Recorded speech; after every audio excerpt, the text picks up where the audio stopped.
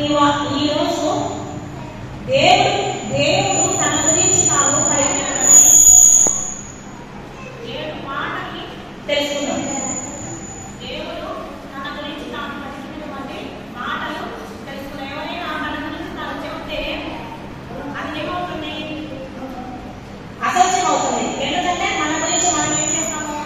గొప్పగా చెప్పుకుంటాం కదా. నేను అది, నేను ఇది, నేను ఇంత గొప్ప, నేను అంత గొప్ప అని చెప్పుకుంటామా లేదా? అయితే మనం చెప్పుకుంటే అది అబద్ధం. కానీ దేవుడు తనంతట తానే తన గురించి కొన్ని మాటలు చెప్పాడనమాట. ఆ మాటలు మనం ఈరోజు తెలుసుకుందాం. ఓకేనా? మొట్టమొదటిగా యోహాను సువార్త 14వ అధ్యాయము 6వ వచనం. యేసు నేనే మార్గము, సత్యము, జీవము, నా ద్వారానే తప్ప ఎవరు తండ్రి యొద్దకు రారు. నేనే అంటున్నాడు. నేనే అనేది ఎవరు? దేవుడు మాత్రమే నేనే అని అంటాడు. అదే మనిషిని మనము నేనే అనగలమా? అసలు మనకు ఎటువంటి అధికారం లేదు. ఎందుకంటే మనం ఒకరు చెప్తే చేశాము, ఒకరు జన్మనిస్తేనే మనము జన్మింపబడ్డాము, ఒకరి వలన మనం ఏమై ఉన్నాము. కాబట్టి మనము నేనే అని చెప్పలేము. కానీ దేవుడు నేనే, ఆయన ఏమై ఉన్నాడంట? ఆయన మాత్రమే నేనే అని చెప్పుకోగలిగినటువంటి అధికారం. ఎందుకంటే ఆయన సృజించాడు, ఈ భూమిని ఆకాశాన్ని సృజించాడు. వాటంతటి పైన ఆయన ఒక్కడే ఉన్నాడు అధికారం కలిగి.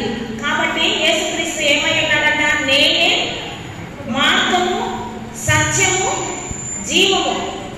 మార్గం అంటే ఏంటి? మార్గము అంటే దారి. ఆయన ఏమైనాడంట? మార్గమైనాడు. మనము దేవుడి దగ్గరికి వెళ్ళాలంటే ఆయన యేసుక్రీస్తు మార్గము ద్వారా తప్ప మనము ఏ ద్వారా మనము వెళ్ళలేము.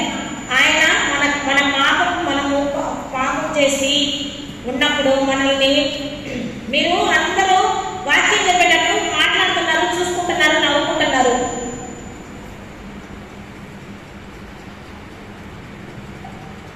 నేను ఇదైతే లోపల ఎవరైతే మాట్లాడుతుంటారో వాళ్ళకి 2 చాక్లెట్లు ఇస్తాను. 2 ఇస్తాం, 1 కాదు 2 ఇస్తాం. ఎవరైతే మాట్లాడుకుంటా నా మాటలే వింటూ ఉంటారో వాళ్ళకి ఈ 2 చాక్లెట్లు ఇస్తాం. ఓకేనా?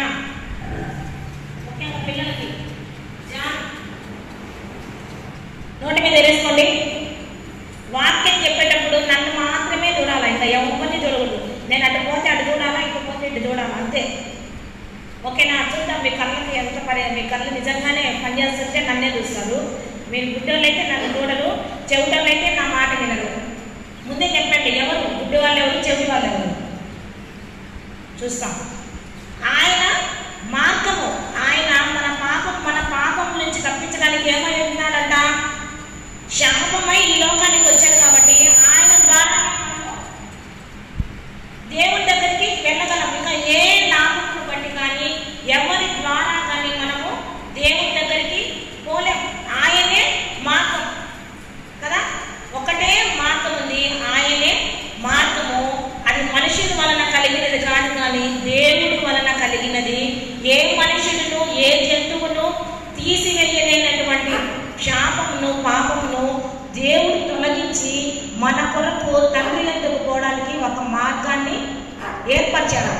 అంతేకాకుండా సత్యము, దేవుడే సత్యము, ఆయనే సత్యము. ఆయన మాట సత్యము. ఆయన గురించి ఆయన చెప్పుకుంటే అది సత్యము. వేరే వాళ్ళు ఆయన శాస్త్రుల దగ్గర, పరిచయుల దగ్గర, రాజుల దగ్గర, అందరి దగ్గర ఏమన్నాడంటే నేనే సత్యము. అంటే నాలో ఏదైనా పాపం ఉన్నదని మీరు ఎవరైనా స్థాపింపగలడా అన్నారు. అంటే ఆయనలో ఏం లేదంట? పాపం లేదు. 2024 సంవత్సరాలు అవుతుంది, ఇప్పటికి కూడా ఆయనలో పాపం ఉందని ఎవరు కూడా నిరూపించలేకపోతున్నారు. ఆయన పరిశుద్ధాత్మ వల్ల జన్మించాడు. ఆయన ఇంకనూ జీవించే ఉన్నాడు. కాబట్టి ఆయన ఏంటంట? సత్యము. మరొకటి ఏంటంట? ఆయన జీవము. ఆయనే జీవము. యోహాను సువార్త 1వ అధ్యాయం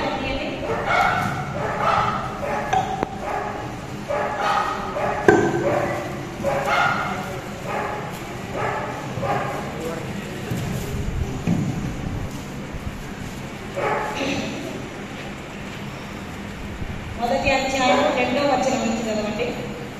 ఆయన ఆలయంలో దేవుడి వద్దలను సమస్తము ఆయన మూలముగా కలిగినదేదో ఆయన లేకుండా కలగలేదు.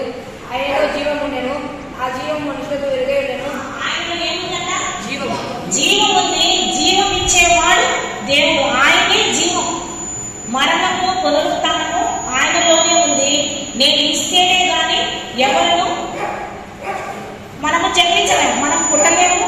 ఆయన తీసుకుంటే కానీ మన ప్రాణము ఎవరు తీసుకోలేరు. కాబట్టి ఏమంటున్నాడు తన గురించి తాను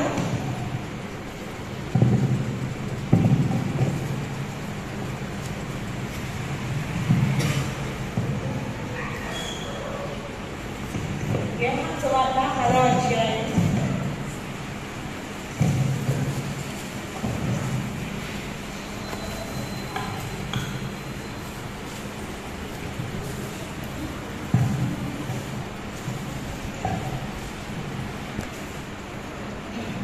18వ వచనం చదవండి.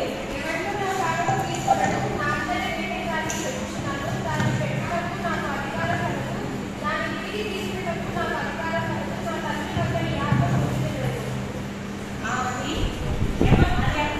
అది అంత చూడండి. ఎవరి వాళ్ళు ఏమంటున్నారు కదా, వాక్యం చదివిందా? నాకు చదివింది. నా ప్రాణము ఎవరు తీసుకోలేదు, నా అంతకు నేనే దాన్ని పెట్టుచున్నాను. దాన్ని పెట్టినప్పుడు నాకు అధికారం కలదు, తిరిగి తీసుకోవడానికి కూడా అధికారం కలదు. తను అనుకుంటేనే ఈ లోకానికి వచ్చాడు, తను అనుకుంటేనే ఈ లోకం నుంచి వెళ్ళాడు. మళ్ళా తను అనుకుంటేనే మళ్ళా తిరిగి రాబోతున్నాడు. ఎవరైనా మన ప్రాణం మన చేతుల్లో ఉందా? ఇప్పుడు చనిపోగలమా? ఎంతో మంది చనిపోవాలని పోయారు కానీ బ్రతికారు. ఎంతో మంది బ్రతకాలని లక్షలు ఖర్చు పెడుతున్నారు హాస్పిటల్లో. వాళ్ళు బ్రతకలేకపోతున్నారు కదా. లాజరు చనిపోయిన 4వ రోజు చనిపోయాడు. 4వ రోజు అంటే అంతా ఏమైపోయింది, వాసన వస్తూ ఉంటుందని అన్నారు. కానీ దేవుడు ఏం చేసినాడు? లాజరుకి జీవం ఇచ్చాడు. మనలో ఉంటేనే కదా మనం జీవం ఇవ్వగలం. ఆయనలో జీవం ఉంది కాబట్టి లాజరుకు జీవం ఇచ్చి ఆయన్ని లేచినమ్మనగానే లాజరు లేచొచ్చాడు. అంతేకాకుండా ఎండిపోయిన ఎముకలు కూడా దేవుడు జీవం ఇచ్చాడు. ఎందుకంటే ఆయన జీవము కలిగినటువంటి దేవుడు కాబట్టి ఆయన ఇచ్చాడు. మనమైతే మనలో ఉండేది ఏంటి? దేవుడు ఇచ్చిన జీవం కదా. మనలో యాక్సిడెంట్ అయిపోయి కానీ ఎక్కడైనా సరే రక్తం పోయిందనుకోండి, మనం ఈ చేయగలమా? వేరే ఒకటి ఇస్తేనే కానీ మనం మళ్ళా తిరిగి బలం తెచ్చుకోలేము. కానీ దేవుడు అలా కాదు, తనంతట తానే ఆయన జీవం కలిగిన వాడు కాబట్టి తనకు తానే అన్ని కూడా చేస్తానన్నమాట. దేవుడు అంటున్నాడు, నేనే మార్గము, నేనే మీకు పరలోకానికి మార్గము, నీ తండ్రి దగ్గరికి. మనకు అసలు లాస్ట్ మన లక్ష్యం ఏంటి? ఈ జీవిత యాత్రలో మన లక్ష్యం ఏంటి? తండ్రి యొద్దకి వెళ్ళాలి, పరలోకంలో మనం ఉండాలి. అంటే మనం ఏ విధంగా ఉండాలి? ఏ మార్గం ద్వారా? యేసుక్రీస్తు ఇచ్చినటువంటి సిలువలో ఆయన మన కొరకు ఇచ్చిన బలియాగం ద్వారా మాత్రమే మనము ఆ మార్గంలోనే వెళ్ళాలి. ఆయన మార్గము, ఆయన సత్యము. ఎందుకంటే ఆయనే సత్యమై ఉన్న దేవుడు, తర్వాత ఆయనే జీవమైన దేవుడు కాబట్టి ఆయన ద్వారా మనము ఇది నేనే మార్గము, సత్యము.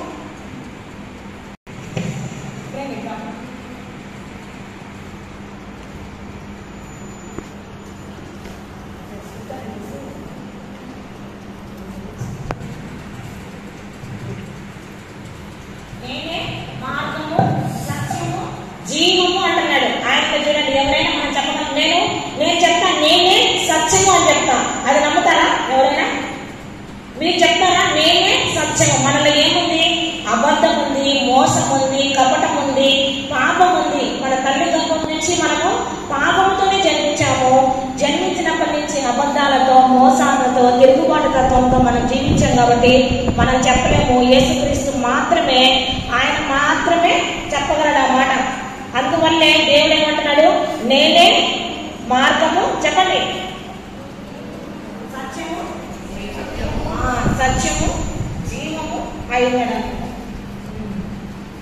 ఇప్పుడు నెక్స్ట్, మరలా యేసు, నేను లోకమునకు వెలుగును, నన్ను వెంబడించువాడు చీకటిలో నడువక జీవము వెలుగు కలిగి నుండుడని వాటితో చెప్పాడు.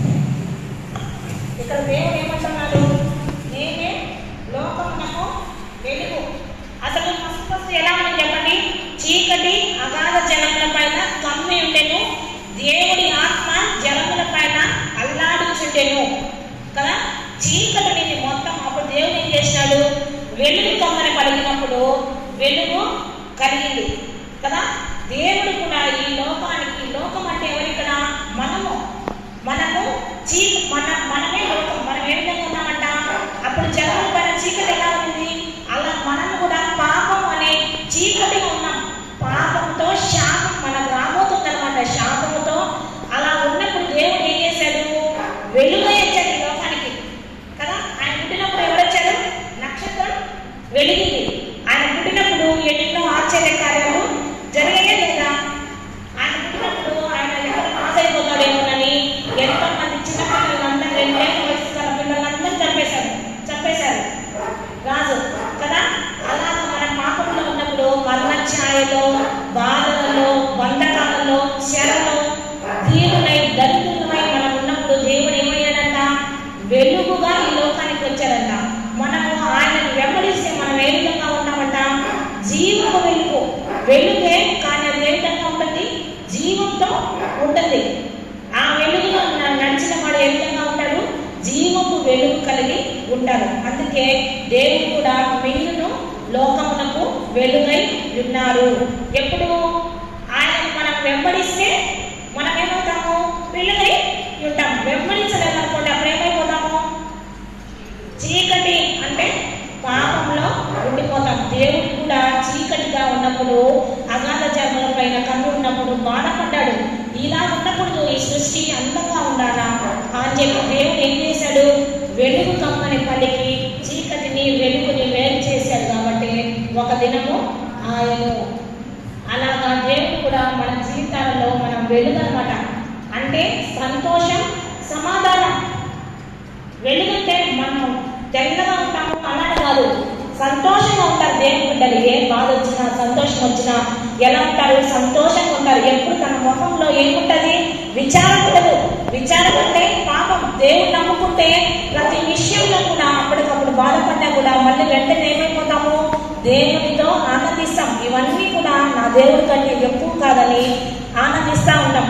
మీలో కూడా చాలా మంది పిల్లలు ఏడుకోకుండా ఉంటారు, ముచ్చుగా ఉంటారు కదా. ఎవరున్నారు మన చర్చిలో ముచ్చుగా, ఏడుకోగా? ఎవరన్నా చెప్పండి. మనోజ్ బాగా నవ్వుతూ ఉంటాడు. ఎప్పుడైనా జ్ఞాపకం చేసుకోండి, మన నోటి నిండా నవ్వు ఉంటుందంట. నోటి నిండా నవ్వు ఉంటుంది. మనకు సమాధానం, ప్రతి ఒక్కరితో కూడా సమాధానం ఉండాలి. సమాధానం లేకపోతే దేవుడి బిడ్డలు కాదు. దేవుడు ఎందుకంటే వెలుగై ఉన్నాడు కాబట్టి మనం కూడా అందరితో వెలుగు కలిగి ఉండాలి.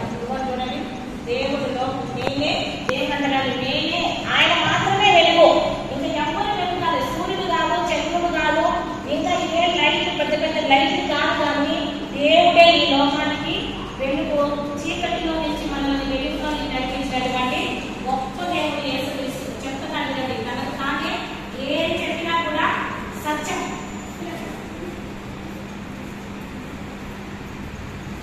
నేనే లోకమునకు వెలుగు. గొర్రెలకు మంచి కాపరి కదా. దేవుడు ఎవరన్నా? గొర్రెల కాపరట. మనమందరం ఎవరన్నా? గొర్రెలని దేవుడు ఏం చేస్తారంటే నేను మీకు కాపరన్నాడు. యోహాను సువార్త 10:11. నేను గొర్రెలకు మంచి కాపరిని, మంచి కాపరి గొర్రెలకు తన ప్రాణంలో పెట్టు. గొర్రెలకి ఏ విధంగా ఉన్నారన్న? మంచి కాపరిగా ఉన్నారంట. చూడండి, గొర్రెలంటే ఎవరు? మనమే కదా. 100 కీర్తన, 100 కీర్తన 100.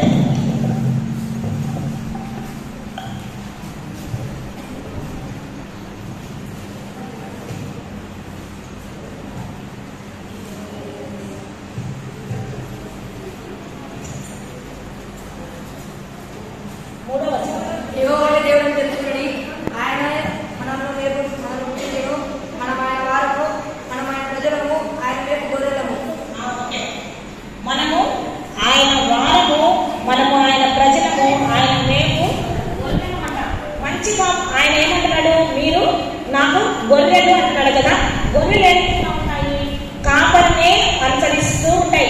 కాపరి ఎలా చెప్తే అలా ఉంటా ఉంటాయి అన్నమాట. కాపరి ఎలా వెళ్తే అవి అలాగే వెళుతూ ఉంటాయి. కాపరిని అనుసరించే గొర్రెలు. అయితే గొర్రెల కాపరి ఎలా ఉంటాడు?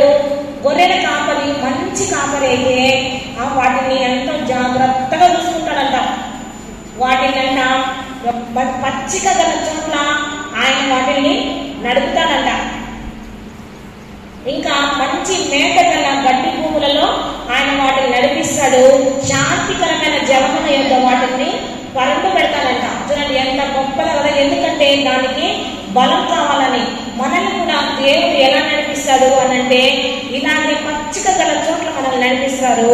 అంటే సంతోషము సమాధానం ఉన్న చోట్ల మనము బలంగా ఆత్మీయంగా ఉండాలని ఆయన ఏం చేస్తాడు? మనల్ని చాలా జాగ్రత్త తీసుకుంటాడు కదా.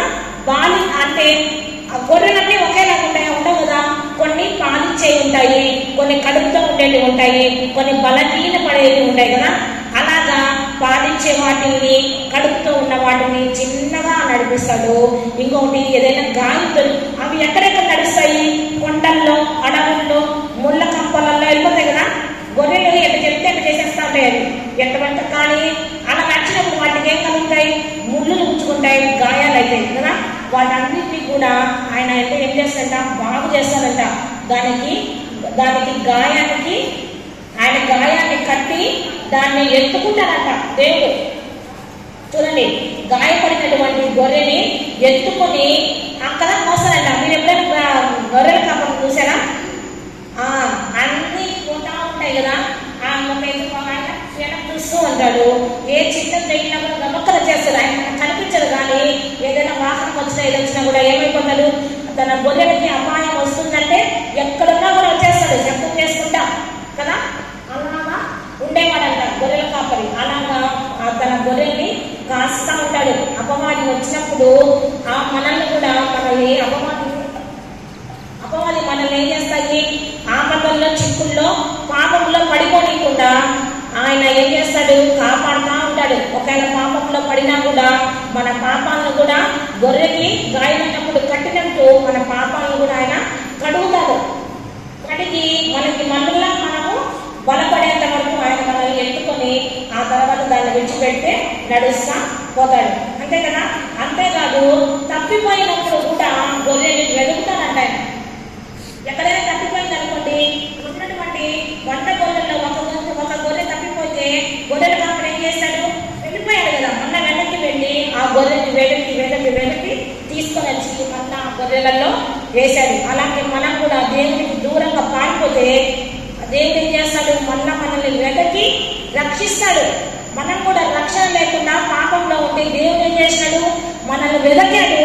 ఆ తర్వాత మనల్ని ఏం చేశాడు? ఎన్నుకున్నాడు. ఆ తర్వాత మనల్ని రక్షించాడు. ఆయనే కదా మనల్ని రక్షించింది. మనం వెళ్ళిపోయాము దేవుడి దగ్గరికి ఎవరు చెప్పకుండా.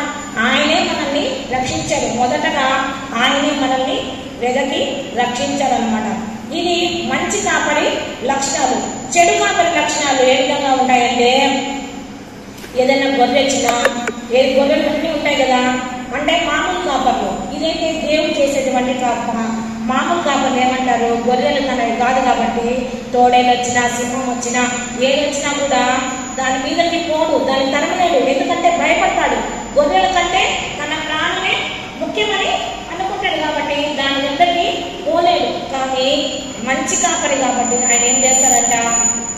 ఏది వచ్చినా సరే ఆయన తన ప్రాణాన్ని కూడా బలంగా పెట్టి గొర్రెల్ని కాపాడుకుంటాడు. అలాగే యేసుక్రీస్తు కూడా తన ప్రాణాన్ని పెట్టాడు. ప్రాణాన్ని పెట్టగలుగుతామా ఒక గొర్రె కోసం? ఎన్నో 100 మంది గొర్రెలు ఉన్నాయి కదా. ఒక గొర్రె కోసం ఎందుకు ప్రాణం పెట్టాలి? కానీ దేవుడు ఆయన మన కోసము ప్రాణం పెట్టాడనమాట. ఇక్కడ సమూయేలు గ్రంథం, సమూయేలు 12వ అధ్యాయము 34వ వచనం. అందుకు దావీదు పౌలుతో ఇట్లనెను, నీ దాసుడైన నేను నా తండ్రి యొద్దకు గొర్రెలను కాయించుట సింహమును ఎలుగు బయలు వచ్చి మందలో నుండి ఒక గొర్రె పిల్లను ఎత్తుకొని పోగొట్టుచున్నాడు. నేను గొర్రెలు కాస్తున్నప్పుడు ఎలుగుబంటి సింహము వచ్చి నా గొర్రెలు ఎత్తుకొని పోవాలనుకున్నాయి. కానీ నేను ఏం చేశాను? వాటితో పోరాడి నా గొర్రెలు నేను విడిపించుకున్నాను. ఇక్కడ తన ప్రాణం సైతం లెక్క చేయకుండా దావీదు ఏం చేశాడు?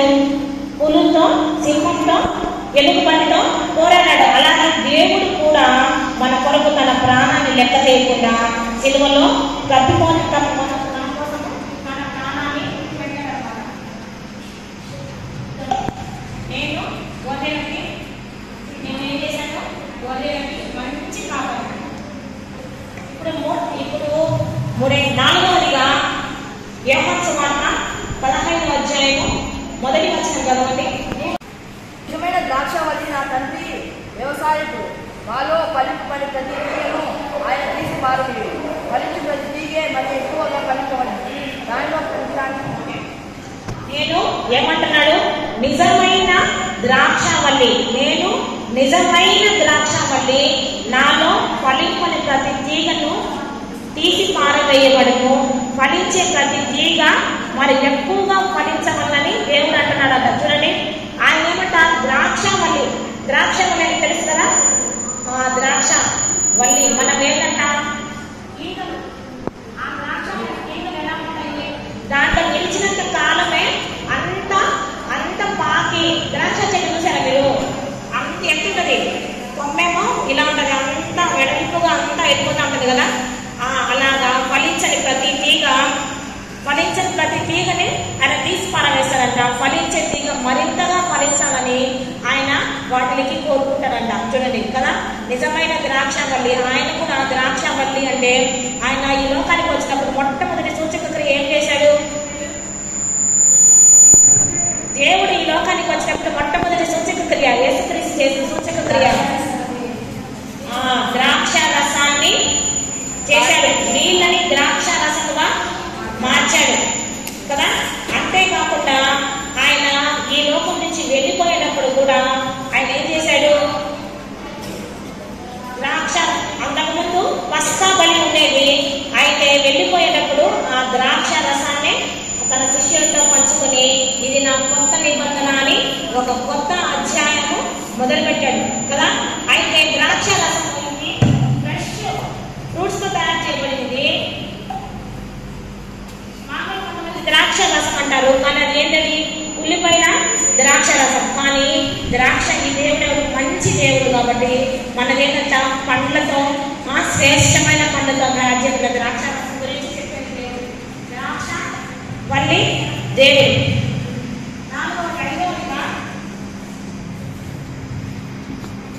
నేనే పోవు ద్వారము, గొర్రెలు పోవు ద్వారము నేనే అన్నట్టుగా చూడండి. నేనే పోవు ద్వారము. యోహాను సువార్త 10వ అధ్యాయము 9వ వచనం. నేనే ద్వారము, నా ద్వారా ఎవరైనా లోకంలో ప్రవేశించిన ఎడల వాడు రక్షింపబడిన వాడైతే లోకం మిగిలిపోవచ్చు, బయటికి వచ్చు మేలు చేయొచ్చు.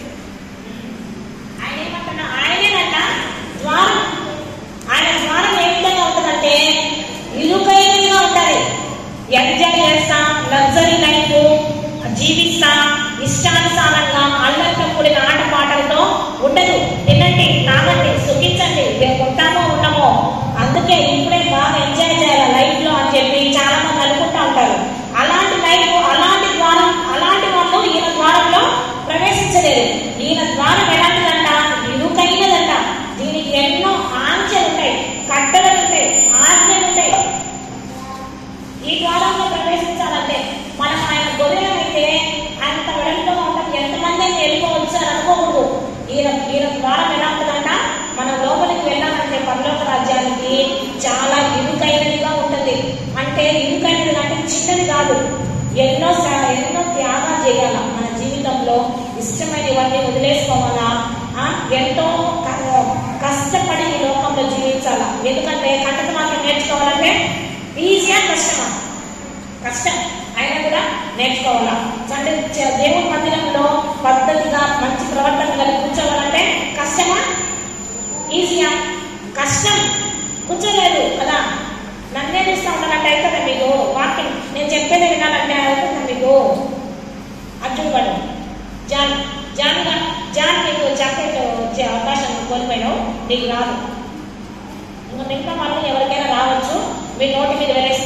వింటా ఉండండి. అలాగా ఇరుకైన మార్గంలో మనం ప్రవేశించాలన్న దీంట్లో ప్రవేశించాలంటే ప్రార్థన చేసుకోవాలా, పాటలు పాడాలా, వాక్యం చదవాలా, సత్క్రియం చేయాలా, బాప్తీసం తీసుకోవాలా, రక్షణ అనుభవంలోనికి రావాలా, ఇతరులకి నువ్వు ఒక్కడికి రావడం కాదు, ఇతరుల ఆత్మలను కూడా నువ్వు రక్షించాలా. నీ పక్కన ఎవరైనా చెడిపోతుంటే ఒరే వద్దురా, ఇది తప్పురా, మనం చెడిపోతురా, ఒరే దేవుడు నమ్ముకోరా అని చెప్పాలా. మిమ్మల్ని చూస్తే దేవుడు దేవుడి మీద నమ్మకం ఉండాలి కూడా వీళ్ళు నమ్మలేమో. ఎందుకంటే మనం అంతా ఇలాగైపోతా ఉన్నాం. మనల్ని చూసి మన వీలని కాదు అందరం. కానీ మన ప్రవర్తన, మన మాట తీరు ఏ విధంగా ఉండాలా, ఏ విధంగా ఉండాలా, మనల్ని చూసి మెచ్చుకునే విధంగా, మన దేవుడిని కనపరిచే విధంగా ఉండాలా. ఇప్పుడు అబ్బా మీకు ఫస్ట్ ర్యాంక్ వచ్చిందనుకోండి, అప్పుడు ఎవరికి ఘనత? అమ్మ నాన్న ఘనత కదా. అలాగే మన ప్రవర్తన, మనము బాగున్నాం అనుకోండి, అప్పుడు మన దేవుడు ఎవరో మనము ఆ దేవుడు తెలుసుకున్నాము అని అనాలా. దానియల్ని సింహకోణంలో పడేసినప్పుడు ఆ రాజు చెయ్యడు, నీవు సేవించిన దేవుడు నిన్ను రక్షించారా అని కదా. ఎందుకు దానియేలు నువ్వు బాగున్నావా అని అడగలేదు. చూడండి, దేవుడికే ఘనత తీసుకొని వచ్చేసాడు దానియేలు. అలాగే మనం కూడా మన ప్రవర్తన అంతా కూడా ఆ విధంగా ఉండాలా. ఇరుకైన మార్గంలో మనము ప్రవేశించాలా. ఎప్పుడూ కూడా చాలా మంది బట్టలకి అంటే ఫ్రెండ్షిప్ తో తిరగడానికి వాటి కోసం లగ్జరీ లైఫ్కి అలవాటు పడతాం. ముందు మనకు చిన్నప్పటి నుంచి మనము తగు మాత్రంగానే జీవించాలా కదా. కాస్ట్లీ బట్టలు ఇవన్నీ మనము వేసుకోకూడదు. అర్థమైందా? తల్లిదండ్రులు ఏం ఇష్టపూర్వకంగా కొనిస్తారో అదే అడగాల, అదే కొనించుకోవాలా. ఓకేనా? మన కింద దాంట్లో కొంచెం దాచిపెట్టి బీదలకి వాళ్ళకి ఇవాళ సత్క్రియ అంటే ఏ విధంగా చేస్తారు మీరు? సత్క్రియం చేయాలి. దానికే మీరు ఉండిలలో డబ్బులు వేసుకోండి. క్రిస్మస్ రోజున విధవరాళ్ళకి, పేదవాళ్ళకి మనము బట్టలు పెంచాలా. ఉండిలలో డబ్బులు వేస్తున్నారా? ప్రతి ఒక్కరు ఉండిలలో డబ్బులు వేసుకోవాలా. మీకు ఇచ్చిన డబ్బులలోని దాంట్లో వేయాలా. ఓకేనా? క్రిస్మస్ కి నేను అడుగుతాను. అప్పుడు మనం ఒక అనాథాశ్రమానికి పోయి మన పిల్లలమే పోయి అక్కడ వాళ్ళకి వాక్యం చెప్పి చీరలు, బెడ్షీట్లు, టవల్స్ ఇచ్చేద్దాం. ఓకేనా? తర్వాత ఏమంటున్నాడు? జీవాహారము నేనే. జీవాహారము, ఆహారం తెలుసు కానీ ఆహారము తెలుసు. జీవాహారం అంటే ఆహారం కూడా బ్రతికుందంట, దానికి జీవం ఉందంట. ఆహారానికి కూడా జీవం ఉందంట. యోహాను సువార్త 6:35. అందుకు యేసు వారితో ఇట్లనెను, జీవాహారం నేనే, నా యొద్దకు వచ్చువాడు ఏమాత్రం ఆకలి కొనడు, నా యందు విశ్వాసించువాడు ఎప్పుడూ తప్పికొనడు. జీవాహారము ఆయనంట. చూడండి, ఆయన మాటే జీవం కలిగినటువంటి మాట. ఆయన వచ్చినటువంటి తండ్రి కార్యం చేసి వెళ్ళబోతున్నప్పుడు మనకు ఏమిచ్చాడు? జీవాహారాన్ని ఇచ్చాడు. దాన్ని మనము తీసుకొని తాగితే మనం కూడా ఏమవుతుందంట? ఆయన రక్త సంబంధికులం. అంటే ఆయన శరీరము, రక్తము మనకిచ్చాడు. మనం తీసుకున్నాం కదా రొట్టె, అది ఏంటి? ఆయన శరీరము. ద్రాక్ష రసమైంది ఆయన రక్తము. ఆయన రక్త మాంసంలో మనం పాల్గొంటే మనము ఆయన సంబంధికులము. మనం కూడా ఆయన ఏ విధంగా అయితే చనిపోయి తిరిగి లేచాడో మనం కూడా చనిపోయి తిరిగి లేచిన వారము అవుతాము. అదే జీవాహారము. అంతేకాకుండా ఆయన మాట జీవాహారం మనకి. ఆయన వాక్యం మనం ఏం చేస్తుంది? బ్రతికిస్తుంది కదా. ఉందా లేదా వాక్యం? నీ వాక్యమే నన్ను బ్రతికిస్తుంది. బాధలలో మనకేం చేస్తుంది? నెమ్మదినిస్తుంది. ఆయన వాక్యం మనల్ని ఏం చేస్తుంది? స్వస్థపరుస్తుంది. నువ్వు మొరపెట్టినప్పుడు నేను నిన్ను స్వస్థపరుస్తాను. ఉందా లేదా?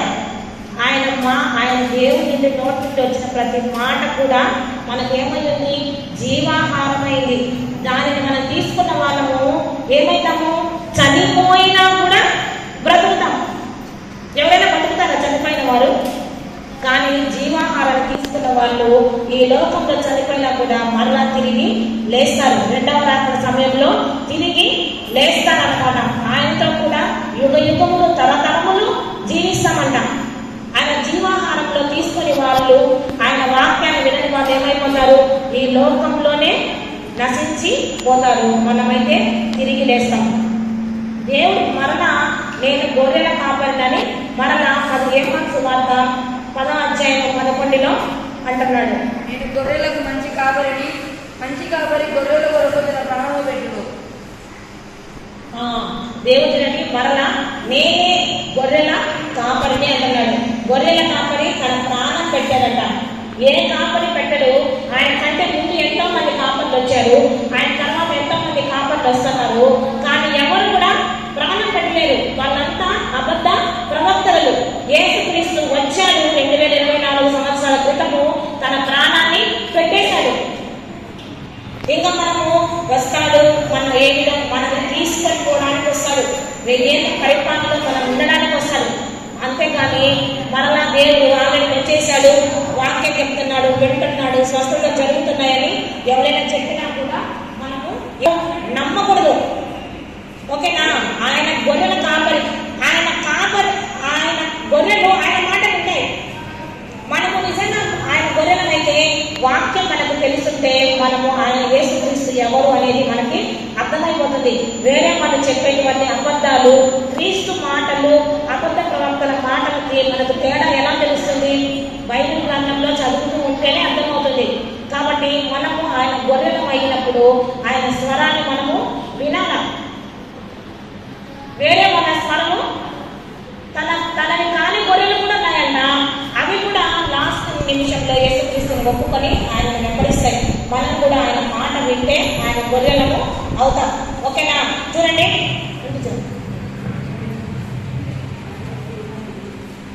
7 సార్లు నేనే మార్గము, సత్యము, జీవము, నేనే లోకములకు వెలుగు, నేనే ద్రాక్ష వల్లిని, నేనే గొర్రెలకు మంచి కాపరిని, నేనే జీవనాలను, నేనే ఓ ద్వారము, నేను గొర్రెలకు మంచి కాపరి. యోహాను సువార్తలో 8 సార్లు నేనే అని దేవుడు తన దైవత్వం గురించి ప్రత్యక్షపరుచున్నాడు. యోహాను గారు మాత్రమే ఆయన దైవత్వం గురించి ఎక్కువ ఆయన దేవుడు కుమారుడు, ఆయన దేవుడు ఉన్నాడని ఆయన తన సువార్తలో రాయడం జరిగింది. చూడండి, ఎట్లున్నాయో చూడండి కదా. ఇవన్నీ కూడా ఎవరంటే వాళ్ళు చెప్పుకోలేదు. నేను అన్నట్టు ఒకరే, ఇంకా దాని పక్కన ఒకరు ఉండరు, అలాంటి వాళ్ళు ఉండరు. అలాంటప్పుడు నేనే అనిపించుకుంటా. ఇప్పుడు ప్రేమ అమ్మ అంటే అప్పుడు ఎత్తుకుంటుంది, నేనే అంటారు. ఇంకొక అప్పుడు ఉండదు. ఎందుకంటే ఇప్పుడు నేనే కూడా నేనే మీకు సందేశం ఇచ్చాను, నేను ఒప్పుకుంటారా? కాదు, నేను ఇంకొక సందేశం ఇచ్చాను కూడా ఉంది ఎదుగుతారంట. అలా కుదరదు. కానీ నేనే అనే పదము దేవుడు మాత్రమే అడగలేదు. లోకానికి వెలుగు ఆయనే, యేసుక్రీస్తే. సత్యం ఆయనే, ఇవన్నీ మంచి కాపరి ఆయనే. ఆయన ద్వారము ఇరుకైన ద్వారము, ఆయన మాట జీవకాలము, ఆయన శరీరము రక్తము మనకి జీవము. ద్రాక్షవల్లి, ఆయన ద్రాక్షవల్లి అయితే మనం ఆయన పిల్లలము, ఆయన తీగలు అన్నమాట, ఫలించాలా. అలా చూడండి, ఇవన్నీ ఉంటాయి కదా. ఇది ఈరోజు వాక్యం. మీకు ఈరోజు ఒక 10 నిమిషాలు టైం ఇస్తున్నాను. 10 నిమిషాల్లో ఇక్కడ ఉన్నటువంటి రెఫరెన్స్లు అన్నీ ఉన్నాయి కదా, ఇవన్నీ కూడా చూసి 10 నిమిషాల్లో 7 ఉన్నాయి. 7 నాకు